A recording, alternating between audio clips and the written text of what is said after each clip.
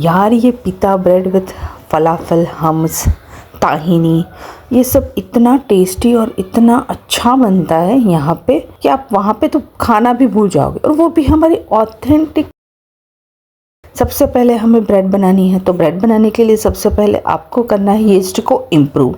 तो चलिए, यीस्ट को इम्प्रूव करने के लिए सबसे पहले आपको गुनगुना पानी लेना है। मैं गरम नहीं बोल रही हूँ, गुनगुना पानी, मतलब आप जब उसके अंदर उंगली डालो, देखियो इस तरीके से अगर आप उंगली डालो तो आपको सिर्फ गरम लगना चाहिए, जलना नहीं चाहिए, आपकी उंगली जलनी नहीं चाहिए, उतना ही पानी आपका गर्म होना चाहिए। अगर ज़्यादा कर दोगे तो आपकी यीस्ट मर जाएगी। अब उसके अंदर हमें डालनी है 1 चम्मच चीनी, शुगर, और उसके बाद 1/4 टीस्पून इसके अंदर हमें डालनी है यीस्ट, जिसको हमें इम्प्रूव करना है। अब इसको अच्छे से मिक्स कर लीजिए। सबसे पहले इसको अच्छे से मिक्स कर दीजिए। देखिए, अब फलाफल करने के लिए यानी कि तामैया करने के लिए तो सबसे पहले हमें ये सफ़ेद चने हैं, काबुली चने, इसको मैंने 2 कप लिया है और 2 कप चने को मैंने 10 घंटे के लिए भिगो दिया है। फिर अब हमें इसको करना क्या है, अब देखो चने अच्छे से एकदम पिघ चुके हैं, बीच बिल्कुल भी अच्छे भीगे हुए चने होने चाहिए, वरना आपका डिश जो है वो फेल होगा। अब देखो, इसके मिक्सी में मैंने चने ले लिए हैं, इसके अंदर मैंने गार्लिक क्लॉव्स डाले हैं, 8 से 10 डाले हैं। जिंजर भी आपको डालना है, क्योंकि वहाँ पे जो जो पड़ता है ना, ये इसके ऑप्शंस है। देखिए, पुदीने के पत्ते भी हैं मैंने डाले हैं, एक किक के लिए भी डालने हैं, और ये डालने ही है आपको ये कोरिएंडर लीव्स है, ध्यान रखें डंडी मत कम डालना। और हाँ, वहाँ पे डील लीव्स डालते हैं, लेकिन डील लीव्स हमारे यहाँ पे जल्दी अवेलेबल नहीं होता है, तो इसीलिए मैंने डील सीड्स डाले हैं। इसको हमें डालना है, इसको आपको स्किप नहीं करना है, ये डालना ही है। या तो सवा बोल सकते हो, हम हिंदी में इसको सवा बोलते हैं, सवा के बीज या तो सवा के भाजी। अब देखिए, इसको मैंने बिल्कुल कम पानी के साथ अच्छे से बारीक मिक्सी में पीस लिया है। थोड़ा टाइम लगेगा, आराम से पीसना, टेक अ टाइम। अगर थोड़ा टाइम लगता है तो लगने दो, आपकी डिश ख़राब नहीं होनी चाहिए, जो सामान है वो ख़राब नहीं होना चाहिए। अब हमें 1 कप मैदा लेना है, इसके अंदर हमें यीस्ट का जो मिक्सचर बनाया था, जो इम्प्रूव करने के लिए रखा था ना, अब हमें उसको इसके अंदर डाल देना है, धीरे धीरे करके, हो सके तो पूरा डाल देना। फिर इसके अंदर नमक डालना है, इसके अंदर हमें मोइन नहीं डालनी है, क्योंकि ये यहाँ की डिश नहीं है, वहाँ की डिश है।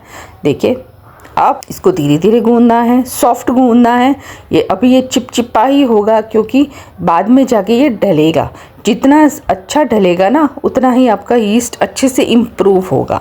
देखिए, ये हमारी तरह की, एक तरीके से आप बोले ना तो फुल्का रोटी बोल सकते हैं इसको, बस उसी तरीके से आपको बनानी है। अब हमें ताहिनी बनानी है, वहाँ पे ताहिनी बहुत होती है, ताहिनी ही होती है सॉस के तौर पे। अब सॉस के तौर पे सबसे पहले हमें डालनी है सेसमी सीड्स यानी कि तिल, फिर पुदीने के पत्ते, नमक और गार्लिक। इसमें गार्लिक थोड़ा ज़्यादा डालना है आपको। लेमन जूस डालना है, वहाँ पे विनेगर डालते हैं, लेकिन मैंने लेमन जूस डाला है, हो सके तो ज़्यादा डाल लेना। और हाँ, अब इसके अंदर मैंने दही डाल के इसको अच्छे से पीस लिया है।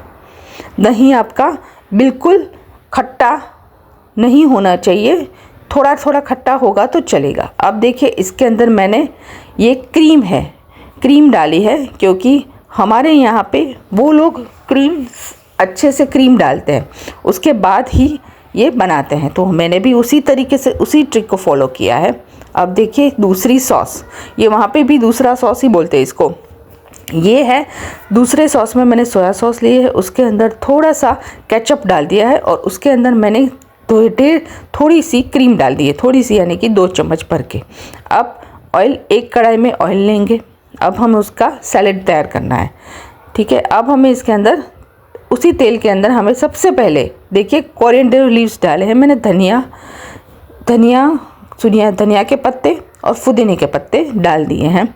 अब इसके अंदर मैंने स्लाइस्ड अनियन डाले हैं, 3 से 4 स्लाइस्ड अनियन है इसके अंदर। देखिए, फिर कैबेज बनाई है, वो भी हमें इसके अंदर डालनी है।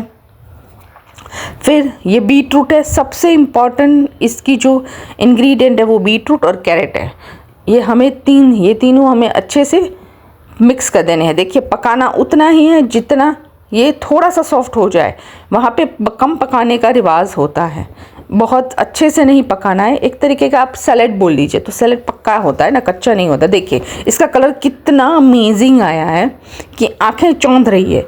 देखिए उसी तरीके से हमें तमैया करने की तैयारी करनी है। तमैया तो आप फलाफल बोल सकते हो, ठीक है। आप देखिए मैंने इसके अंदर सेसमी सीड्स डाले और 1/4 टीस्पून बेकिंग सोडा डाला। याद रखना बेकिंग सोडा, बेकिंग पाउडर नहीं।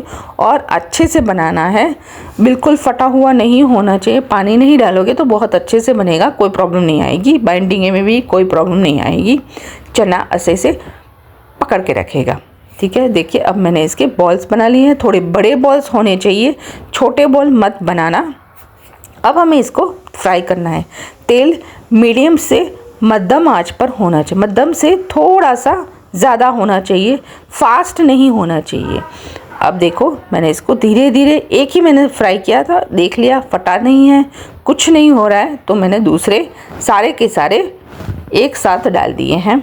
आप चाहे बड़े शेफ़ हो फिर भी आपको ये ट्रिक हर बार करनी है ताकि आपकी डिश फेल ना हो।